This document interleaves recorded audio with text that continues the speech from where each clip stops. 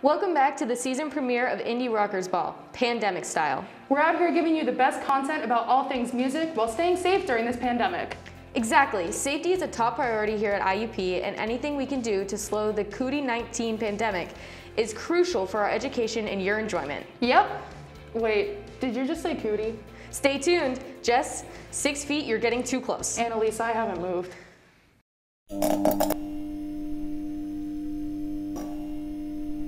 50 years ago was a completely different time, including in the world of music. On September 18th, classic metal band Black Sabbath released their album Paranoid. Just shortly after its release, the album's title track reached number 4 on the UK charts. Overall, this album brought a new flavor to the heavy metal genre. The band actually made the riffs and wrote the songs for Paranoid while on tour for their previous album, Attention, Black Sabbath Volume 1. After returning from tour, it took them a total of 6 days to record Paranoid in the studio.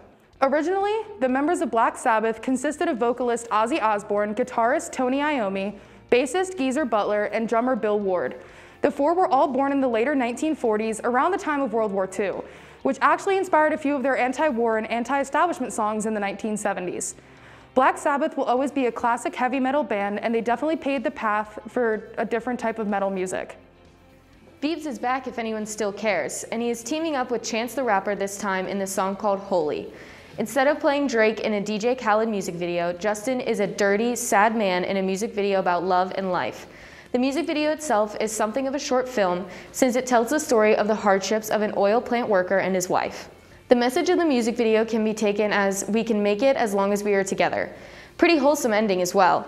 Chance the Rapper also makes an appearance in the music video to make his contribution with his creative lyrics. The song is a mixture of pop, rap, and R&B, making for a catchy tune, definitely something that we are going to hear on the radio for the next few months. If you're interested, the story of the music video is very uplifting, so I'd recommend you check it out. You know, it's funny to see that Justin Bieber is still relevant. Guess you could say the same for Black Sabbath. Wow, okay, that's rude. Black Sabbath will always be relevant. Well, at least we can agree both have impacts in the music industry. True that. Well, back to the show. Next up, we have Rockers Review. I just can't see why Black Sabbath is still relevant. Justin Bieber is literally the least relevant. You're totally wrong. You've got to be kidding me right now.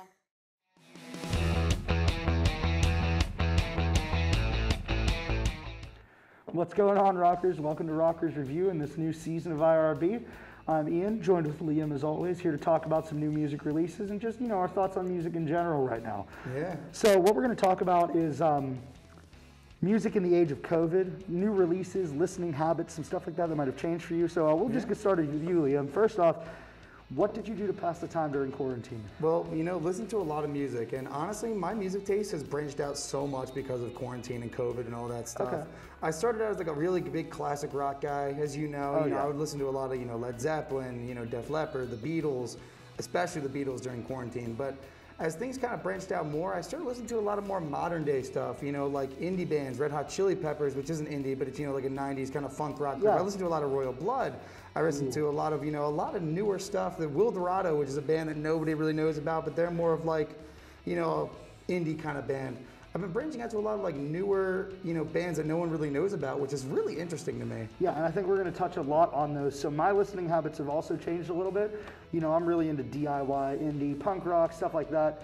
I've changed a lot. I've listened to a lot of rap albums because that's a lot of what was released over quarantine. We'll get into two right now. Yeah. Both posthumous albums with Pop Smoke, Shoot for the Stars, Aim for the Moon, and Juice WRLD, Legends Never Die. Juice WRLD, yeah, especially. Yeah, you said you've been listening to a lot of Juice WRLD. Tell me a little bit of your thoughts. What are some of your favorite songs off that album? It's so funny, and I really like Wishing Well a lot on the new album, as well as Come and Goes with Marshmello, which is like one of the best songs I think I've ever heard in a long time. But I started out on his Death Race for Love album during quarantine with Flaws and Sins, Empty, and She's the One, which were like the big three for a while. But then once I really stepped into the newer album, it was definitely Comes and Goes and Wishing Well, and also Man of the Year, which I think you got me into a little bit ago too as well. That one actually, I like the style of it a lot more. It has like that punk-esque feel to it. Yeah. I would say with his collaborations with Marshmello, I think that it's phenomenal. I think that his producer tag could not have been more well represented. Mello did, in fact, make it right. He did,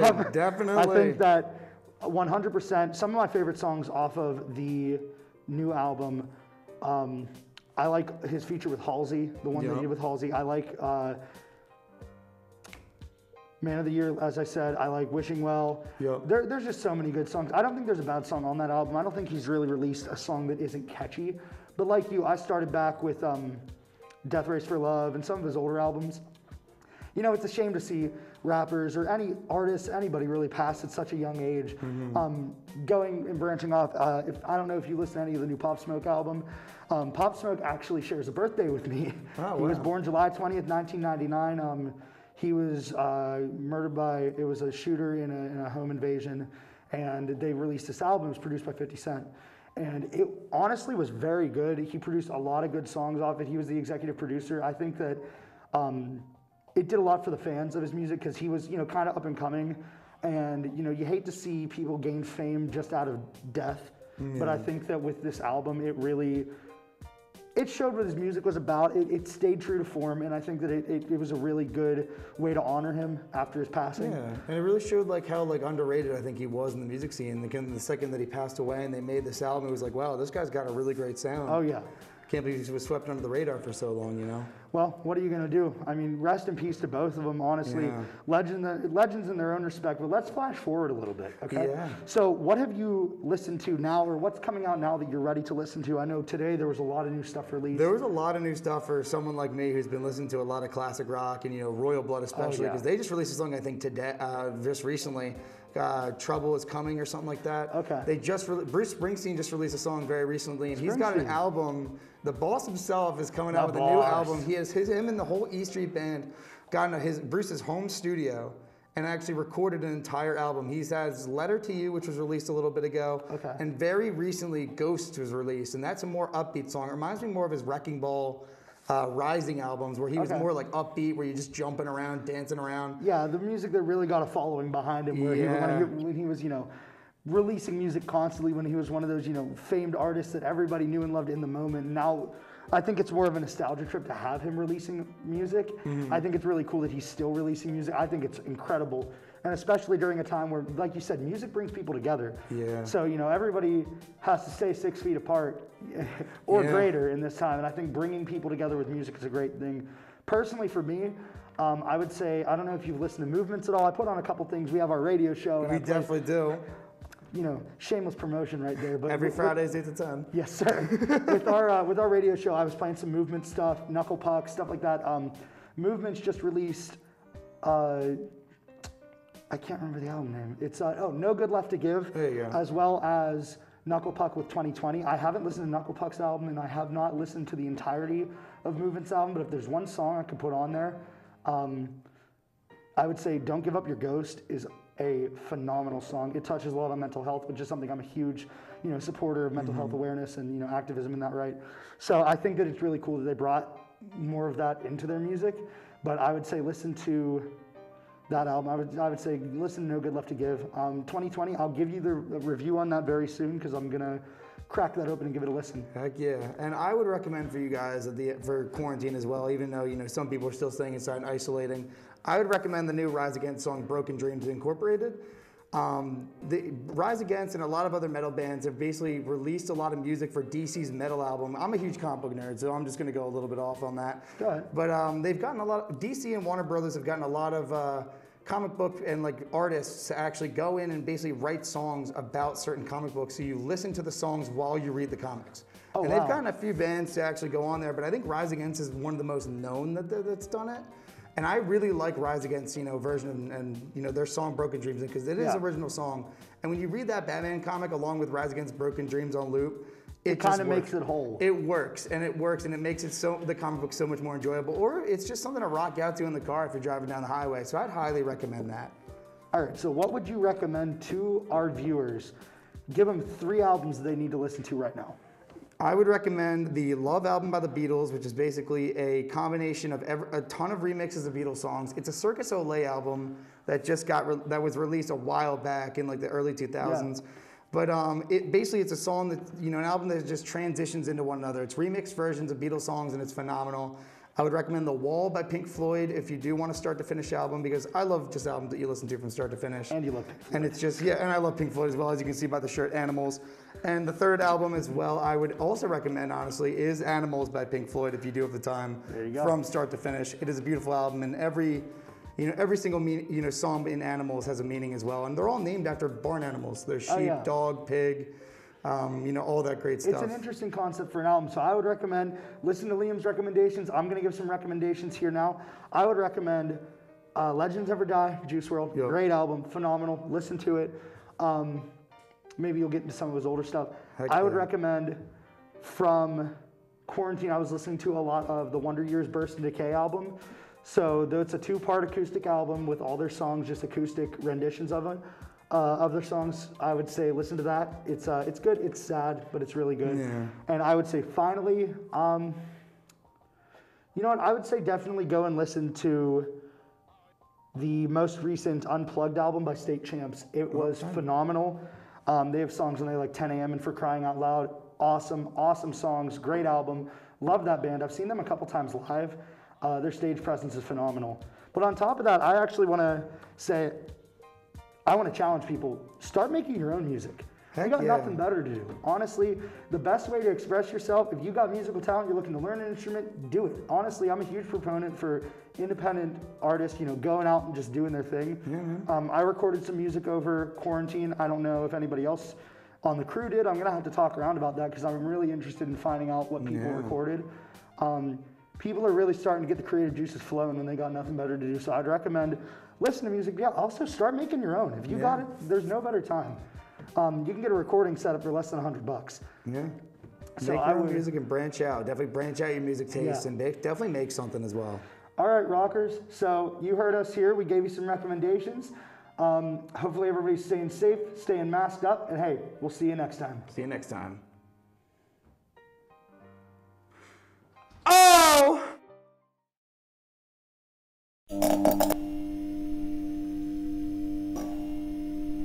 Do you miss going to concerts for your favorite bands and artists? Well, good thing the internet exists because that means virtual concerts so you don't miss out on the live renditions of their music. Here are some upcoming virtual concerts that you may be interested in. October 1st and 8th, Machine Gun Kelly will be live streaming his new album, Tickets to My Downfall, at 9 p.m. Eastern Standard Time. October 2nd at 5 p.m. Eastern Standard Time, Corey Taylor will be hosting a record release live stream in celebration of his debut album, CMFT.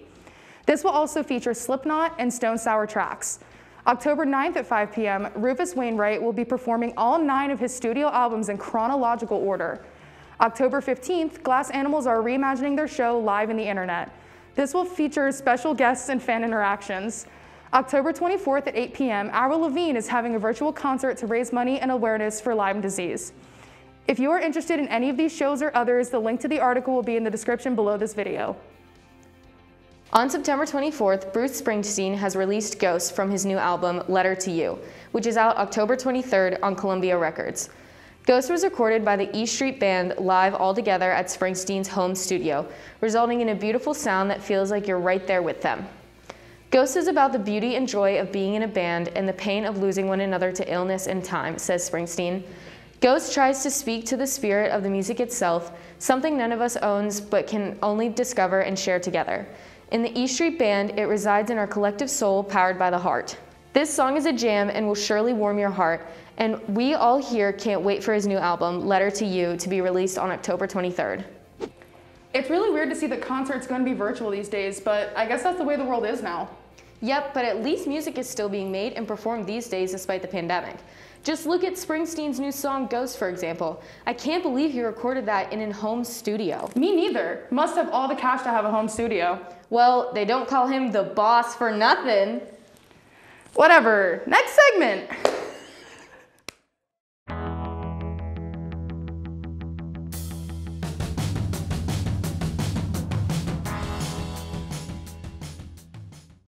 Hi everyone, welcome back to a new pandemic episode of Guitar Lesson. I'm very happy to be back with you. So for the first episode of the new semester, I'm going to be teaching you guys Tool, a new Tool song called Parable.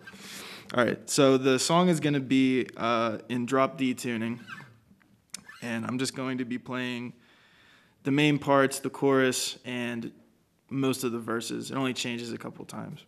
All right, so once you're in drop D tuning, the pattern, I'll play it slowly first, is going to be like this. So it's going to be...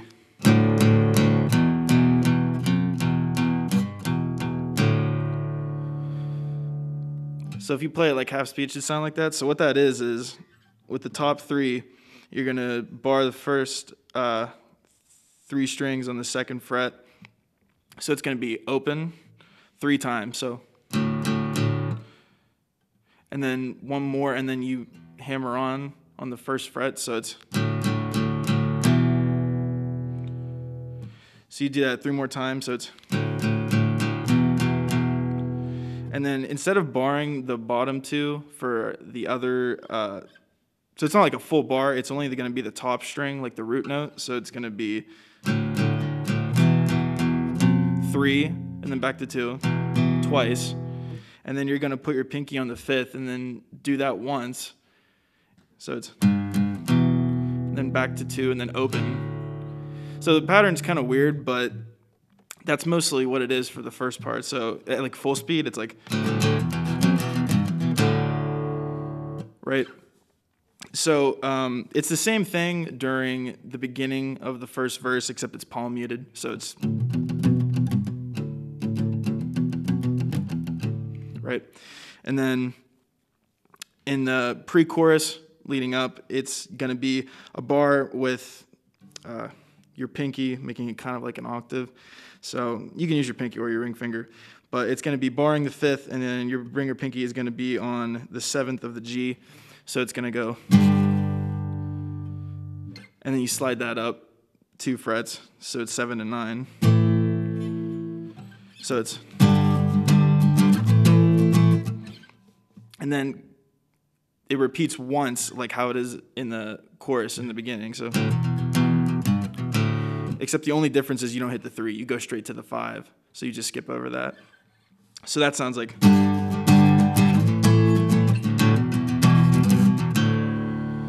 So you do that 3 times, and then the only thing that's different is at the end of the 4th one, instead of doing the like that again, you're gonna do, it's like a weird like reverse power chord kind of thing. So you're gonna do top string, 5th fret, 2nd string, 3rd fret, and then 5th fret on the 3rd string too. So it's, and then you slide that up too. So at the end, the difference is it's,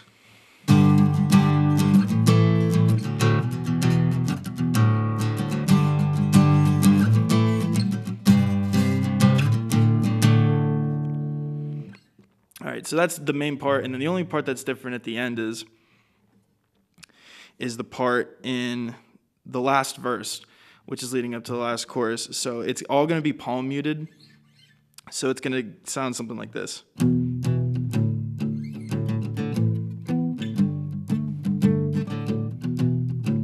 So all that is going to be barring 2 again, and then open, and then it's going to be like those sliding up chords, those like power chords with the octave, except it's going to be 1 string up. So instead of it being on the G, it's going to be on the D. So it's 7 and then 9. Like that again. And then how they play in the song is it's a variation. You can do some open. Like I know they play it and it's kind of like,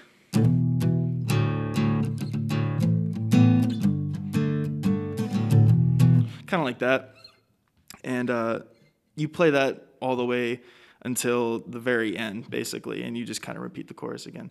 So, real quick, all together, all the parts together sound like this.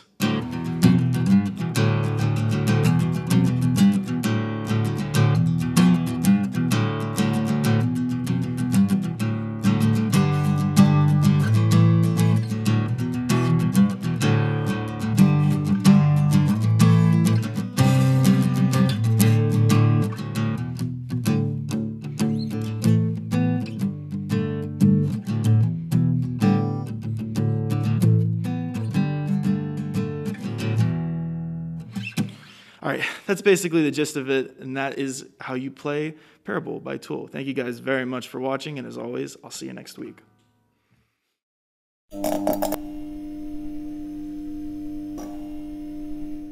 One of America's most beloved musicians, Neil Young, has filed a civil lawsuit against President Trump's re-election campaign. Young's mission is to get Trump supporters to stop rocking out to Rockin' in the Free World and Devil's Sidewalk at his campaign events and rallies. The copyright infringement lawsuit, which is filed in federal court in New York, was first reported by The Hollywood Reporter and is available to read in full on Young's website. Young's suit will serve as something of a test case for the copyright infringement argument, though his complaint also states that he, in good conscience, cannot allow his music to be used as a theme song for a divisive, un-American campaign of ignorance and hate. Along with barring the Trump campaign from using his music, Young is asking for statutory damages. This is not a new problem or a partisan one, the letter continues. Every election cycle brings stories of artists and songwriters frustrated to find their work being used in settings that suggest endorsement or support of political candidates without their permission or consent. What do you think about this issue? Let us know what you think with the hashtag #MusicNews at our Twitter at Indie Rockers Ball. Like many other events, an annual John Lennon tribute concert that takes place in his adopted city of New York on his October 9th birthday has been forced online because of the coronavirus pandemic. There was no way it was being canceled, not on what would have been Lennon's 80th birthday, not on the tribute's 40th year. The idea of not celebrating John, of stopping after 39 years, never crossed my mind, said Joe Raiola, the tribute's producer and artistic director of the Theater Within organization. Raiola had booked the town hall venue for this year's show, with the pandemic forcing it to stream for free from 7 p.m. to midnight Eastern Time on the LennonTribute.org website. The event could get more exposure than ever. Without ticket sales, organizers will ask for contributions for programs that benefit people affected by cancer. Theater Within and Gilda's Club offer free workshops such as songwriting, art, and meditation to cancer patients and survivors and to children who have lost parents to the disease. But I hope you will all take the time to consider joining this stream and having a good time remembering an iconic legend in music. How insane is it that Neil Young is suing the president? I wonder how that is going to turn out. Yeah, that's going to be a crazy court case, but at least John Lennon's tribute concert is going to be virtual. Because it's a free show, I might even go watch some of it. And how cool is it that you can donate to help those in need? What a great way to spread awareness and pay tribute to a music legend all at once. I totally agree. That's why he's the man. Except for him breaking up the Beatles, I guess. Hashtag blame it on Yoko. You said you wouldn't say anything, Liam, you Beatles nuts. You blew it, Noble. Next scene, cut. Thanks for tuning in to our first COVID-19 edition of Indie Rockers Ball. Yes, speaking of, make sure to sanitize and wear your masks. And if you haven't done so yet, make sure to follow us on Instagram at Indie Rockers Ball and subscribe to our YouTube channel. We hope everyone stays safe and stays healthy. See you next week for another episode.